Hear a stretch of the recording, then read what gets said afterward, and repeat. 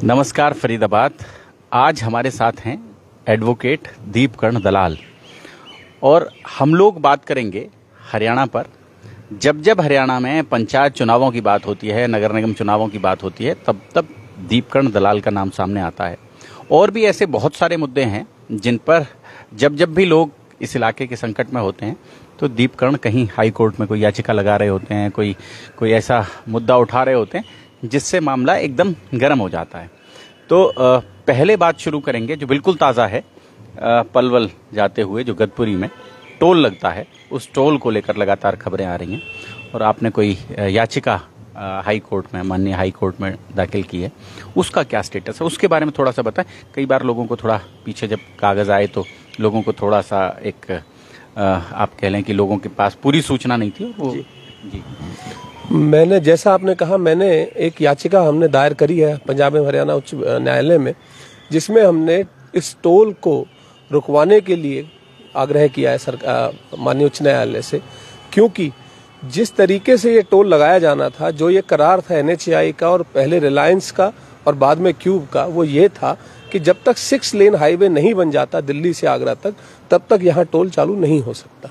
अब आपने जैसे जिक्र किया, जब आप पलवल जैसे आप बल्लभगढ़ क्रॉस करेंगे तो बल्लभगढ़ का जो ROB है, रेलवे ओवर ब्रिज, वो अभी भी 4 लेन है। उसकी थोड़ी बहुत उन्होंने वाइडनिंग थोड़ी सी करी है, बट वो आज भी आप उसको 6 लेन नहीं कह सकते। आगे बढ़ते हैं, जब पलवल जाते हैं, पलवल आज एक जिला मुख्यालय है हमारा, बहुत बड़ा एक बड़ा महत्वपूर्ण जिला है पूरे हरियाणा का, जैसे फरीदाबाद है। उस जिला मुख्यालय के अंदर 6 लेन का हाईवे पूरे शहर को क्रॉस करने के लिए बनना था, जैसे पानीपत में बनना है। उस हाईवे को ना बनाकर, 6 लेन को, फ्लाईओवर को ना बनाकर इन्होंने 4 लेन बनाया, बहुत नैरो बनाया है लोग। और मैं अगली समस्या इस पे भी आता हूँ। आप आज भी अगर अभी भी चलेंगे तो बल्लभगढ़ के ROB के ऊपर बॉटलनेक है, वहां प्रॉब्लम आती है, ट्रैफिक स्लो होता है, रुक भी जाता है। सेम इशू पलवल में भी है। और हमारा ये मानना था याचिकाकर्ताओं का कि जब इन्होंने, देखिए कानून के अंदर कर या टोल वो जब लगाया जा सकता है जब आप कोई सुविधा दें।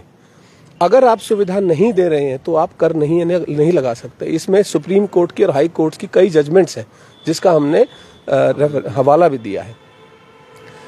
हमारा ये कहना है कि क्योंकि 6 लेन नहीं किया है, जो व्हीकलर अंडर पास बनने थे, सर्विस लेन आज भी कंप्लीट नहीं है, animal under pass, cattle under passes है, वायडक्ट्स हैं, वो भी पूरे नहीं है। जो सुविधाएं होनी चाहिए थी वो अभी करी नहीं। सरकार ने, यानी NHAI ने इस क्यूब कंपनी के साथ मिलकर आज भी पूरा नहीं हुआ। 12 से भी ज्यादा साल हो चुके हैं, आज भी पूरा नहीं हुआ। हमारे इलाके के लोगों ने पहले तो बहुत मुसीबतें झेली इसके लिए। जब ये टोल बन भी गया तब भी पूरा नहीं बना। और जब इस बीच में रिलायंस, जिसको ये पहले टोल दिया गया था, किन्हीं कारणों की बस रिलायंस इस टोल को नहीं पूरा कर पाई, रिलायंस निकलना चाह रही थी, तो NHAI ने बजाय के सार्वजनिक तौर पर नीलामी कराने के इस टोल के, ताकि उनको अत्यधिक रेवेन्यू मिले, इस टोल को गुपचुप तरीके से क्यूब को दे दिया। मैं आपको ये भी बताना चाहता हूं कि जिस तरीके से, गैर कानूनी तरीके से क्यूब को ये टोल दिया गया NHAI को, हम उसके अंदर मनी लॉन्ड्रिंग का, serious fraud investigating officer office of under companies act और फेरा और फेमा की वायलेशंस का भी हम अध्ययन कर रहे हैं। अगर हमें जैसे जैसे हमारा अध्ययन बढ़ रहा है, हमें लगता जा रहा है कि जिस तरीके से इनको क्यूब को ये टोल का ठेका दिया गया, ये गलत है, और हम इसको लेकर भी आगे याचिका दायर करेंगे हाई कोर्ट में। आगे बढ़ता हूं, जहां मैं वापस टोल पे आता हूं। टोल के अंदर जो समस्या है आज के दिन सबसे बड़ी, वो ये है, पलवल और फरीदाबाद। देखिए, दिल्ली के आसपास आप सब तरफ घूम के देख लीजिए, आप मेरे से ज्यादा घूमे हुए हैं। गुड़गांव से दिल्ली कोई टोल नहीं है, गुड़गांव से फरीदाबाद एक टोल, फरीदाबाद से पलवल एक और टोल।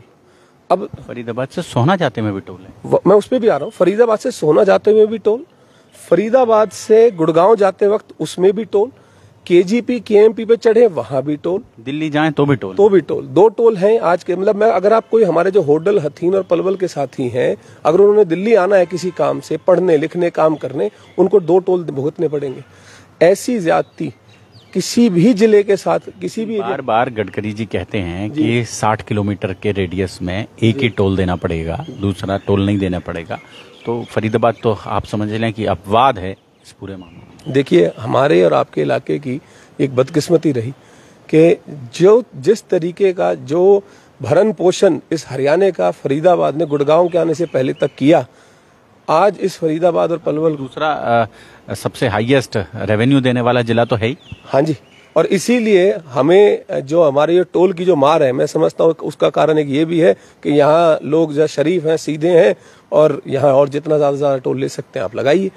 जो आपने जहाँ तक आपने मंत्री जी की बात करी, उस पर मैं एक बात कहना चाहूँगा।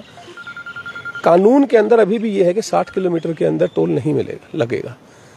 अगर सरकार चाहे तो ये टोल, गदपुरी वाला टोल भी तरीके से दूर लेके जा सकती थी, ताकि पलवल, फरीदाबाद, होडल, हथीन के लोगों को राहत मिलती, और उनको जो आज के दिन थोड़े से रास्ते को इस्तेमाल करने के लिए उनको आज 110 रुपये एक तरफ का देना पड़ रहा है, उससे ये बच जाते, जैसा कि गुड़गांव में हुआ, जैसा कि और शहरों वाला राविंद्रजीत जी अड़ी गए थे पूरे तरह। हाँ जी, आज के दिन यहाँ ये आलम है कि कोई यहाँ अड़ने की बात तो दूर, जब समिति बनी और उस टोल के लिए जब हुआ, तब जाकर बड़ी मुश्किलों से ये टोल का इन्होंने डेली पास कम किया, पर इन टोल कंपनीज ने अपनी पलक नहीं झपकी। सारे इलाके के गणमान्य व्यक्ति, मैं इसमें कोई राजनीतिक बात नहीं कह रहा हूँ, हर पार्टी से, हर दल से, हर सोच का आदमी उसमें था, क्योंकि ये समस्या सिर्फ कुछ लोगों की नहीं, असलियत में समस्या फरीदाबाद से पलवल जाने वालों की, और फरीदाबाद और पलवल के आपस में राजनीतिक, सामाजिक, व्यावसायिक सब तरह के संबंध हैं। मतलब हम उसे अलग मानते ही नहीं है। पलवल और फरीदाबाद में कोई अलगाव नहीं है, बिल्कुल भी नहीं है। हम तो आप फरीदाबाद और पलवल में ये बात बिल्कुल सही है। और जो ये राजनीतिक जो लोगों के काम धंधे हैं, रिश्तेदारियां हैं, यारी दोस्ती हैं, जिसके कारण कई दफा दिन में 2-2 दफा भी जाना पड़ता है। आप सोचिए आज उन लोगों की क्या हालत होती है जब 110 रुपए का तमाचा कोई होटल से आ रहा है, उसको 110 रुपए का तमाचा एक तरफ पड़ेगा और वापसी में जाएगा तो 65 रुपए का पड़ेगा।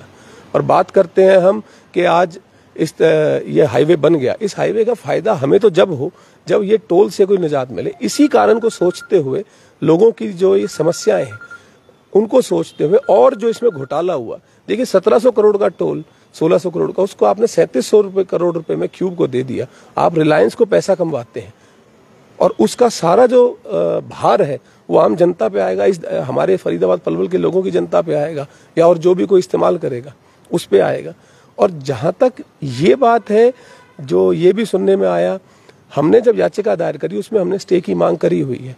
अभी पिछले दिनों एक अफवाह ये भी चली कि स्टे हो गया है, स्टे नहीं हुआ, हाई कोर्ट से नोटिस हुआ है। हम स्टे के लिए प्रेस उस दिन करेंगे जब इनका जवाब आ जाएगा, क्योंकि ये हमारा मानना है अपने जवाब में ये इस बात को नहीं बता पाएंगे कि इन्होंने टोल किस तरीके से कानूनी तौर पे लागू किया। मैं फिर उस बात पे आता हूं, जब कर आप लागू जब कर सकते हैं जब कर के लिए कोई आप सेवाएं प्रदान कर रहे हो। जब आप वो सेवाएं नहीं दे रहे, आप कर किस बात का लागू कर सकते हैं? हमारा आप अगर हम इस तरीके से तो यात्रियों का या जो भी लोग हैं उनका ऐसे लूट तो ठीक नहीं। दीप, बार बार चर्चा चलती है जब भी हरियाणा में चुनाव की, स्थानीय निकाय के चुनाव हैं, जो लोकल बॉडीज के इलेक्शन हैं, उनकी बात होती है, तो बात होती है कि एक याचिका है वो हाई कोर्ट में पेंडिंग है, पंचायत चुनाव हो, नगर परिषद के चुनाव हो, नगर पालिका के चुनाव हो। क्या स्टेटस है अभी और क्या स्थिति है उस पूरे मामले में? आपने बड़ा अच्छा सवाल किया। पहले ऐसा था कि 2020 में हरियाणा सरकार ने उनको जब भी उनको ठीक लगा, मैं उस पर तो नहीं जाना चाहता, संशोधन लेके आए पंचायती राज के अंदर आरक्षण को लेकर। उस संशोधन के अंदर कई बातें थी, मुख्य बातें 2 थी। पहला ये था कि महिलाओं को 50% आरक्षण दिया, परंतु साथ के साथ महिलाएं सिर्फ अपनी महिला आरक्षित सीटों पर ही लड़ सकती थी, अन्य सीटों पर नहीं लड़ सकती थी, जो कि गैर कानूनी था। उसको चुनौती दी गई। बाद में हमें जैसे ये भी ध्यान हुआ, मेरे पास कोई एक याचिकाकर्ता आए कि जी वो SC कैटेगरी से बिलोंग करते हैं भाई। उन्होंने कहा कि जी ये भी इन्होंने सरकार ने किया कि जिन गांवों के अंदर SC पॉपुलेशन, जिन ग्राम पंचायतों के अंदर SC पॉपुलेशन 10% से कम है, उन ग्राम पंचायतों के अंदर सरपंच के पद के लिए SC का आरक्षण कभी नहीं मिलेगा। ऐसा सरकार ने कानून बनाया हुआ है, जो आज भी है। तो हमने जब उस कानून का अध्ययन किया और पंजाब, उत्तर प्रदेश, आंध्र प्रदेश, तेलंगाना, गुजरात के कानूनों का भी जब मैंने अध्ययन किया, तो ये समझ में आया कि ये मुद्दा सुप्रीम कोर्ट ले जाने लायक है, क्योंकि इसमें देशव्यापी इसके परिणाम होंगे। कारण ये है, एक और चीज भी है हरियाणा के अंदर, देखिए शेड्यूल्ड कास्ट रिजर्वेशन के मुताबिक जैसे एमपी और एमएलए में होता है, उसमें क्या होता है, या जो इसके मुताबिक संविधान के मुताबिक स्टेट के अंदर जितनी शेड्यूल्ड कास्ट की पॉपुलेशन है उसकी औसतन सीट्स शेड्यूल्ड कास्ट की पंचायतों में रिजर्व आरक्षित होनी चाहिए। हरियाणा में अब सुनिए क्या कर रखा है कि जितनी एक ब्लॉक के अंदर शेड्यूल्ड कास्ट की पॉपुलेशन है उसके हिसाब से आरक्षण दिया जाएगा। इसका मकसद क्या है कि अनुसूचित जाति के हमारे जो लोग हैं, हमारे साथी हैं, हमारे भाई हैं, बहन हैं, उनको उनकी जनसंख्या के हिसाब से कम आरक्षण देना। क्योंकि अगर आप पूरे राज्य के हिसाब से औसत लेंगे तो आपको उनको आरक्षण ज्यादा देना पड़ेगा, 17-18% जैसा हरियाणा में है। जी हाँ, आज नौबत ये है, अगर आप गुड़गांव की तरफ जाते हैं, डिस्ट्रिक्ट नूह में जाते हैं, और भी जहां जाते हैं जहां कई ऐसी जगह है जहां अनुसूचित जाति की जनसंख्या कम है, उनको उस बात की मार झेलनी पड़ेगी क्योंकि ब्लॉक के तहत उनकी पॉपुलेशन ली जाएगी। संविधान ये कहता है कि पूरे स्टेट के हिसाब से जनसंख्या होनी चाहिए और उसके हिसाब से औसत आप निकालेंगे और उतनी जनसंख्या, उतनी सीट्स आप रिजर्व करेंगे। तो हमने इस चीज को चुनौती दी। 3 जजेस की बेंच के सामने ये हमारा केस लगा था, उन्होंने नोटिस किया। सरकार ने 1 हफ्ता मांगा था जवाब देने का, आज उस बात को 10 दिन हो गए, जवाब तो आया नहीं। हमारा ये आज ये लगता है, और मैं बड़े भारी मन से कहता हूँ देखिए सरकार खुद चुनाव नहीं कराना चाहती किन्हीं भी कारणों से, मैं उस पर नहीं जाता हूँ, वो मेरा काम नहीं। सरकार थोपती है हमारे जैसे आदमियों पर। हमारा काम है, हम वकील हैं, हमारा काम है, अगर कोई हमें कोई कानूनी दाव पेच हमारे सामने आता है, हमारा काम है उसको कोर्ट में लेके जाना। और जहां कोई सरकार गैर कानूनी काम करेगी तो वहां चुनौती देना तो और जरूरी है। तो अभी कब तक समझें चुनाव?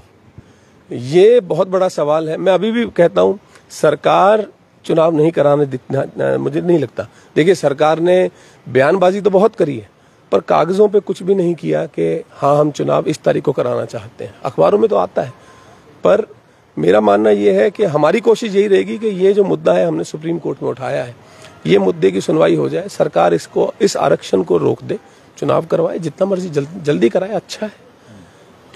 दीप, हमारे साथ बातचीत करने के लिए, हमें समय देने के लिए आपका बहुत बहुत धन्यवाद। फरीदाबाद जोड़ेंगे आपको शहर की ऐसी ही और महत्वपूर्ण खबरों के साथ। बहुत बहुत शुक्रिया।